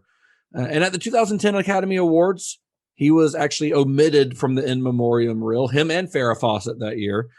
Even as a guy, the guy who gave us Alien, at least, even if Hollywood didn't acknowledge the other stuff, like this is the guy who created one of the most influential and respected genre films of all time. But even in death, he never got the respect that he deserved. It's kind of a sad story, and he was a difficult guy. He was angry, he was contentious, he had a temper, but even those that butted heads with him would never argue that this guy, they knew he was a genius. Like he was, he had a great mind, he had a great imagination, and he deserved better than I think the career that Hollywood gave him. This is not the end of the road for our Dan O'Bannon discussion. As some of our listeners may have noticed, we've skipped over some movies of his. We haven't talked about Total Recall or his collaborations with Tobe Hooper, but all of that's coming in future episodes. In fact, next week, we're starting a brand new series where we continue to look at the career of Tobe Hooper in his time with Cannon Films, beginning with the Dan O'Bannon penned 1985 sci-fi horror flick, LIFEFORCE. So that's next week. We're doing 3 more of Tobe Hooper episodes, 2 of which are also a continuation of our Dan O'Bannon series. There's a reason we split up this Tobe Hooper stuff. We have a plan here on this show. So next week, we're talking about LIFEFORCE. It's pretty easy to find, but head to cinemashock.net and you can find out where you can stream it and everything. But I think that's going to be fun because I personally love LIFEFORCE, and I'm excited for you guys to see it because I don't know that either of you have watched that one before. No, it'll be first time for me. So, hey Dan, you want to tell people where our listeners can find Film Trace and yourself? Oh yeah, absolutely. We're all over the place. So we usually respond to comments on YouTube. So that's usually if you want to go to communicate with us. But yeah, all the normal podcast places, Film Trace is up. We're starting season 4. Last week of May, we're going to do Army of the Dead, which is premiering on Netflix and also in theaters starting next week, May 14th. Army of the Dead is going to be in theaters, so we're going to do a Film Trace on that in the next couple of weeks. Appreciate you guys having me on. Yeah, man, thanks for coming. This was fun. Yeah, it's been fun, we will Daniel. definitely do it again. You marathoned with us. Love it. Yeah. Dan on Dan. That's what this episode should be called.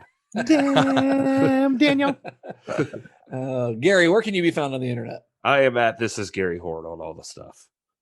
And I'm at Todd? Mr. Todd A. Davis on all the socials, and you can find my Star Trek podcast at Computer Resume on all the socials. And what's Film Trace's Twitter and all that stuff? Just at Film Trace Podcast. I am at Justin_Bishop. The podcast is at Cinema_Shock on Twitter, Instagram.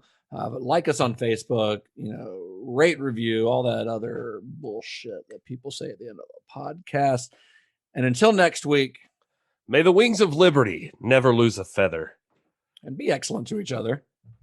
Johnny has the keys, and he keeps them in his privacy prosthetic. All right. Only the reach. Thanks, Todd. Every week.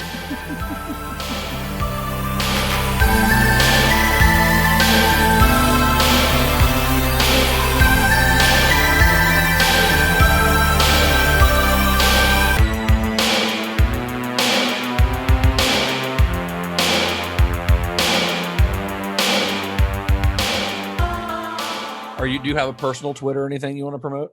No, Instagram? just the film trace stuff. All my other life is hidden. I have a hidden life, hidden private. I like life. that's a good idea. We should do that. He's a serial killer.